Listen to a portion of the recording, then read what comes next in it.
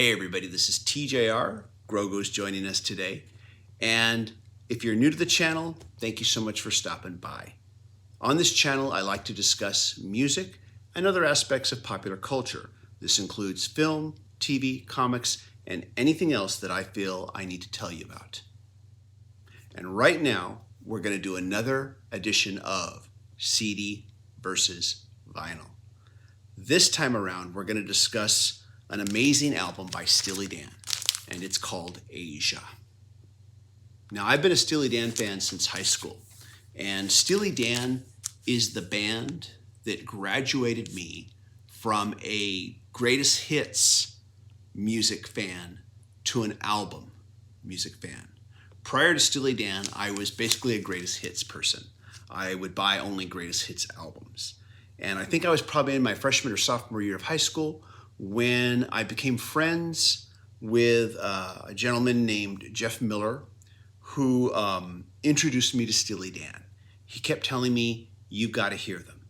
And up until that point, all I knew was the hit singles, "Ricky, Don't Lose That Number," and "Reelin' in the Years." And he was so enthusiastic that I hear Steely Dan, and I'll always thank him for this, that he made me an 8-track tape compilation that he dubbed from his records. And he gave me a bit of advice that has stayed with me forever.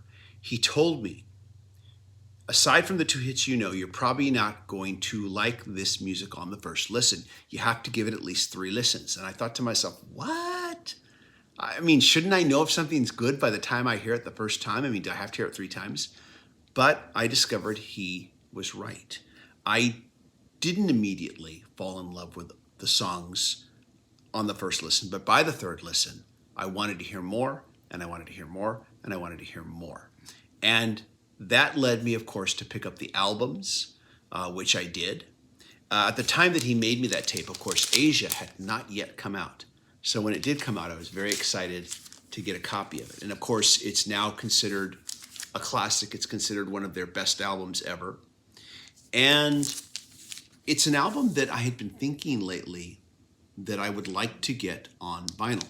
I hadn't yet previously owned it on vinyl. Well, I take that back. I did own it back when it first came out, but as I've mentioned on this channel before, like a lot of people, when CDs came along, I started getting rid of my vinyl records, started converting everything to CD. A lot of us did that.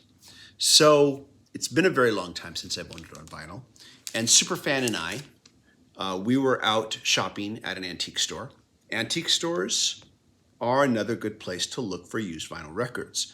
But be advised that most antique dealers, they're aware of the current vinyl craze. They're aware of the collectability of vinyl, and they're going to price accordingly. And in fact, I would say that if you pick up something at an antique store, it's probably going to be a couple dollars more than it would be at most used record stores, because the used record stores deal in more volume of used vinyl, so they can afford to price it down a little bit, versus an antique store might have some vinyl, but is also dealing with a bunch of other stuff too. So just be aware of that. And yeah, I could have said, oh, I'll wait till I find it at a used record store, but you don't know when that's going to happen. And if you do find it, you don't know what the condition's going to be. Might have found it in better condition, might have found it in worse condition. And like I said, when you're at any store, used record store or a antique store, you can open it up and you can look at it, see what you think. Now, when I was at the store, I looked it over. The record looked to me like it was in pretty good shape. It was dirty, but it was nothing that a simple cleaning couldn't fix. And as I was looking at it in the store, I remembered a video by a YouTuber named Melinda Murphy. She has a great channel. She talks about hunting for vinyl, looking for vinyl, her vinyl finds, her favorite records. It's a great channel, and I recommend it for you. But one thing she did is she has in the past talked about mistakes she has made so that you can learn from her mistakes. And one of the things she mentioned is she talked about a time when she saw a record she was really excited about, and she looked at the record, said, okay, the record looks good. She took it home, and then she realized that while she looked at the actual vinyl record, she never looked at the label of the record. Because had she done this, she would have realized that it was not, the record inside the album sleeve was not the record on the cover. It was actually a completely different record. It had somehow gotten switched out. And so I almost made that same mistake myself, but thanks to her video, I paused, reopened the album, looked at the label and said, okay, it is the right album. So I really thank you, Melinda Murphy, for making that video, because I might have made that same mistake myself, not looked at the actual label. And it's amazing how you can make that mistake.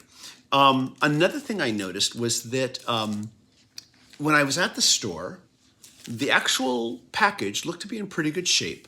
But when I got it home, I realized, oh, there's more flaws than I realized. The spine has a lot of wear here that you can see, a lot of fraying. The interior looks pretty good. I remember looking thinking, oh yeah, this looks pretty good. There's like a little fold bend here. I don't know how well you can see it here, but there's this fold bend here that I didn't notice when I was at the store. It's amazing the things you sometimes don't notice. Maybe because you're just excited about the find. But I didn't notice that. The sleeve, the original sleeve, in very good shape. So again, the record was very dirty. So I took it home, I cleaned it, and played it for the first time. As always, whenever I play a record for the first time, I digitally imported it as well. And a couple things. One, I was real impressed with just how quiet the record was. Almost no snap crackle at all between tracks. It was incredibly, incredibly, incredibly quiet. And throughout the playing, very, very quiet. Maybe just a faint, tiny little pop. I don't know. I think pop is too aggressive a word. Just a little, like click maybe. Nothing really serious. It sounded really fantastic. The other thing I noticed was that it was rather hot. And here's something I'll tell you. I have noticed that newer vinyl records can oftentimes be quieter than older vinyl records. Recently, I picked up a 70s pressing of Alice Cooper's Welcome to My Nightmare. Prior to picking that up, I had a few months prior picked up the latest pressing of that same album. And what surprised me is that the original 70s vinyl was much hotter than the newer 21st century pressing of the same album. I've noticed this a couple times. Interesting thing. I don't know if anybody has any information on that. But yeah, it was definitely hotter. So, as I said before, the last time I owned this on vinyl was back in the day. I, of course, initially bought it on vinyl back when it first came out. But like a lot of people, when CDs came along, my albums just converted everything to CDs little by little until the vinyl records were all gone. So now that I could finally hear this on vinyl again for the first time in a long time, I wanted to, of course, compare it to the CD version that I have. And my CD version here is an original CD release. I've had it for decades, back when it first was released on CD. It's very bare bones. You can see the old style CD labeling, MCA on it. The insert here, pretty bare bones. It replicates the lyrics that were on the sleeve. It doesn't really replicate any of the liner notes on the inner gatefold. None of that's there. And it has the pictures that were on the original gatefold, and that's it. Pretty bare bones. A lot of CDs back then were. They weren't really careful about replicating all the original packaging that you got when it was first released. They just kind of did these bare bones things. In fact, I've seen many from the early days that were more bare bones than this. So I compared them together. I have to be honest, when I first played the record, I kind of felt like, yeah, I have a feeling that when I play the CD, this is going to sound better. That's going to be what I'm going to think. And because it immediately came to life when I played it. I played the CD, and the CD does sound good, but it doesn't have, or I should say by comparison, it didn't have the life and spark that this record did. A lot more life, a lot more spark, a lot more depth to the instruments, a lot more depth between the instruments. Just a better soundstage overall.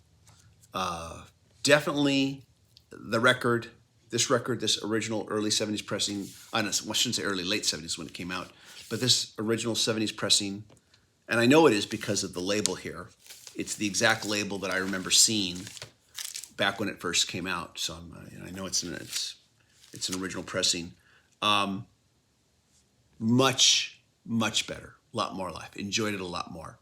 Still enjoyed the CD, but the record made me just want to dance more. So that's always a good indication. Now, of course, I do know that there has been a re-release of this CD, remastered, and there's even been a re-release of the vinyl record, but I don't own either. So this is just a comparison between this 70s pressing, and I'm guessing this is 80s, back when it was first released on CD version as well. If you've ever heard the remaster, either on vinyl or CD or both, please share your thoughts in the comments so that I can read them and everybody else can too.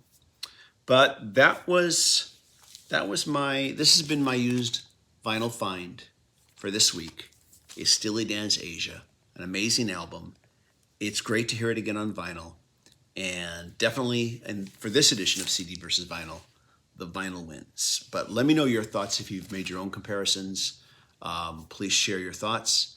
As always, if you like what I do, be sure to click like so that the YouTube algorithm recognizes us. And also click subscribe if you haven't done so already.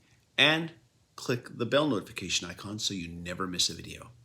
And if you'd like to show some extra support to this channel, please consider becoming a Patreon. Go to patreon.com/TJRTheOriginal and pledge a monthly donation of whatever you can afford. And if you can't pledge a monthly donation, that's fine. Just click like, and that will help a great deal. Also, share these videos with anyone that you think might be interested. On the weekends on this channel, I like to do more in-depth videos. And this weekend, we're going to have an in-depth discussion between myself and Robert Kinsler. We are going to discuss the cult classic film Head, starring the Monkees. Stay tuned for that. Everybody, thank you so much for watching. I hope you all stay safe and healthy. Take care. Bye-bye.